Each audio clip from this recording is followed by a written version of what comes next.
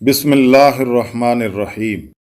وقل جاء الحق وزهق الباطل إن الباطل كان زهوقا۔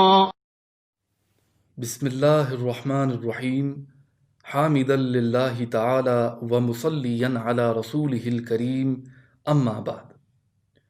معزز ناظرین و سامعین، السلام علیکم۔ آج کی اس ویڈیو میں ہم تصوف کے متعلق گفتگو کریں گے کہ تصوف کیا ہے اور صوفی کون ہوتا ہے۔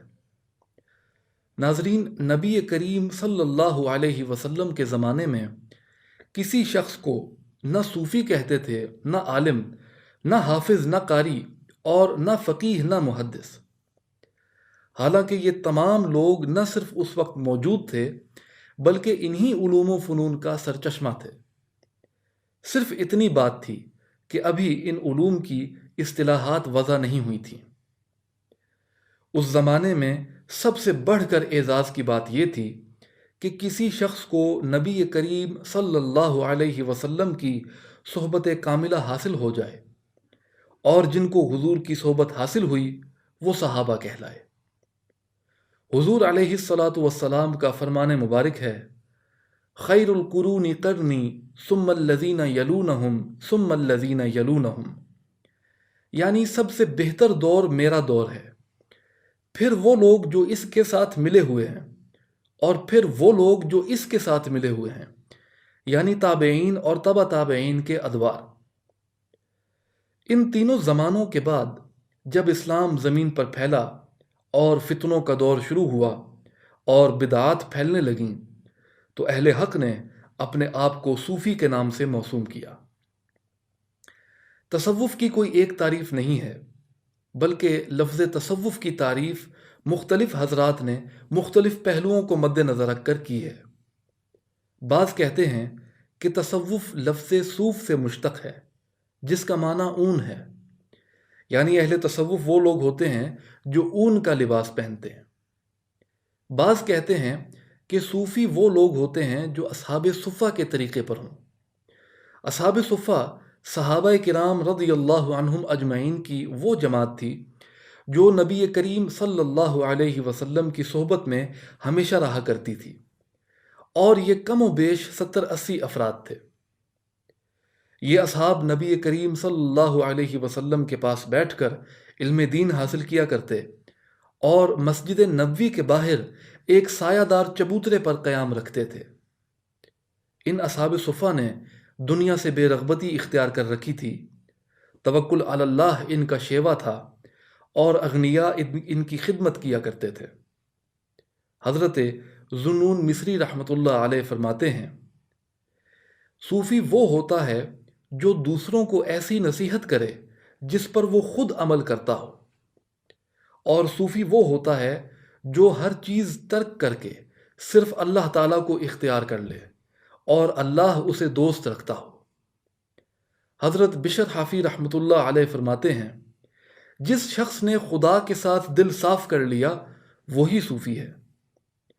حضرت جنید بغدادی رحمۃ اللہ علیہ فرماتے ہیں، تصوف استفاء سے مشتق ہے، اور استفاء کا مطلب ہوتا ہے چننا۔ تو صوفی وہی ہوتا ہے جو اللہ تعالیٰ کا منتخب اور چنا ہوا ہو، جیسا کہ اللہ تعالیٰ قرآن مجید میں فرماتا ہے، اللہ یجتبی الیہ من یشاء، یعنی اللہ جسے چاہتا ہے اپنے قرب کے لیے چن لیتا ہے۔ تو اسی طرح تصوف کی تعریفات مختلف حضرات نے مختلف پہلوؤں کو مد نظر رکھ کر کی ہے، لیکن ان تمام تعریفات میں جو تحقیقی بات ہے وہ یہی ہے کہ تصوف کی اصل احسان ہے۔ اب یہ سوال پیدا ہوتا ہے کہ احسان کیا ہے؟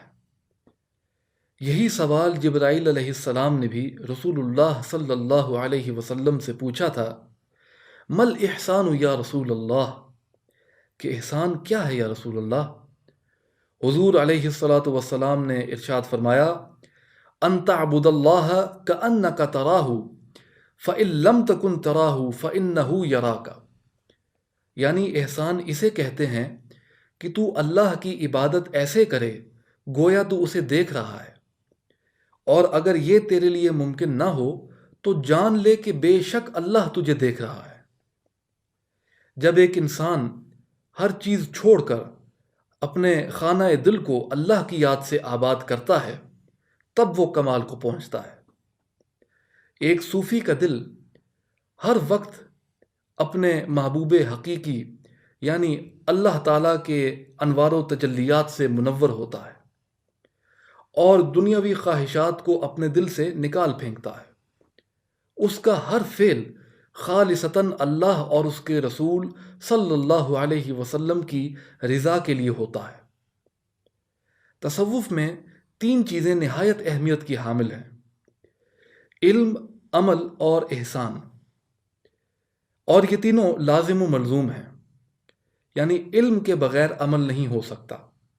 مثلا نماز پڑھنا ایک عمل ہے، لیکن جب تک ایک انسان کو نماز کے ارکان اور اس کی شرائط معلوم نہ ہوں تب تک وہ انسان عمل نہیں کر سکتا، یعنی نماز نہیں پڑھ سکتا۔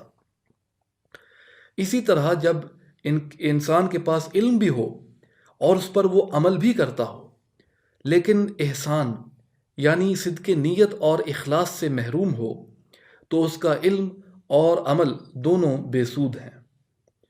حضرت مولانا روم رحمۃ اللہ علیہ فرماتے ہیں: علم را بر تن زنی مارے بود، علم را بر جاں زنی یارے بود، کہ اگر ایک انسان علم کو اپنے تحسین جسم کے لیے استعمال کرے اور ایسا کرنے سے اس کا مقصود صرف یہ ہو کہ لوگ مجھے متقی اور پرہیزگار کہیں گے، تو آپ فرماتے ہیں کہ ایسا کرنے والے کے لیے اس کا علم سانپ ہے جو اسے ہلاک کر دے گا۔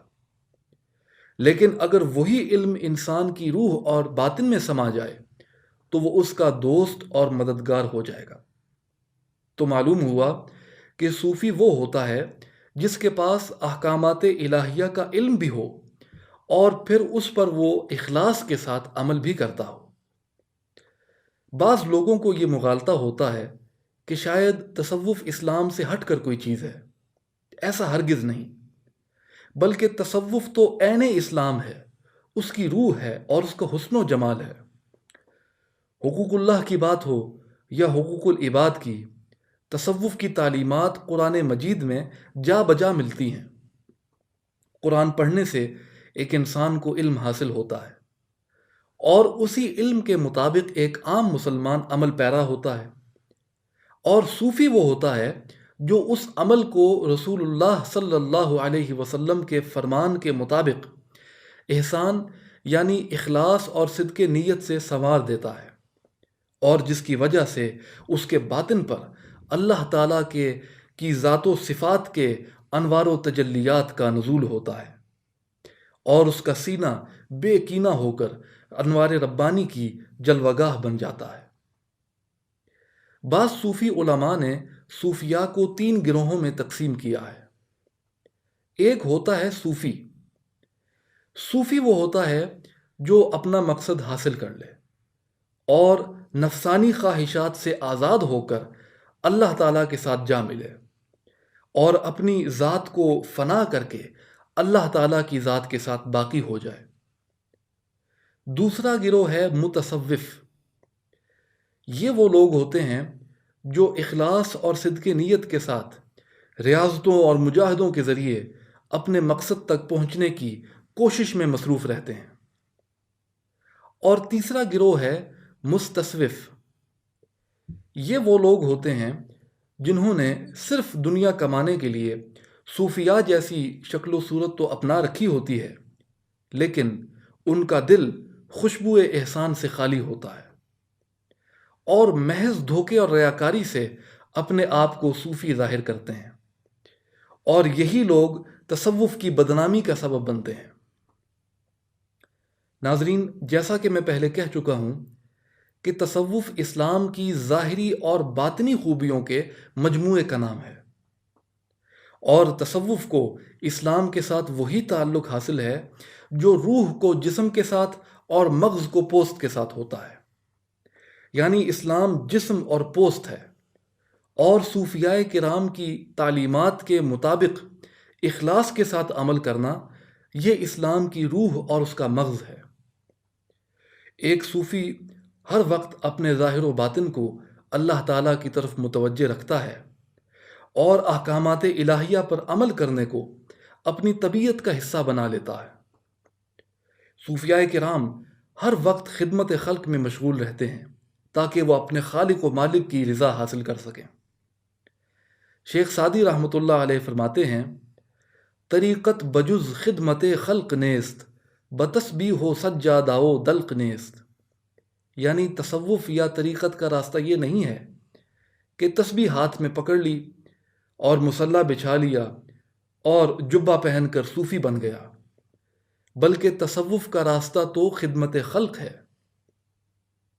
دعا ہے کہ اللہ تعالی ہمیں اپنے صوفیاء اور اولیاء کی محبت عطا فرمائے اور ان کی تعلیمات پر عمل پیرا ہونے کی توفیق عطا فرمائے، تاکہ ہم بھی رسول اللہ صلی اللہ علیہ وسلم کے فرمان کے مطابق اپنے اعمال کو احسان، صدق اور اخلاص سے مزین کر سکیں۔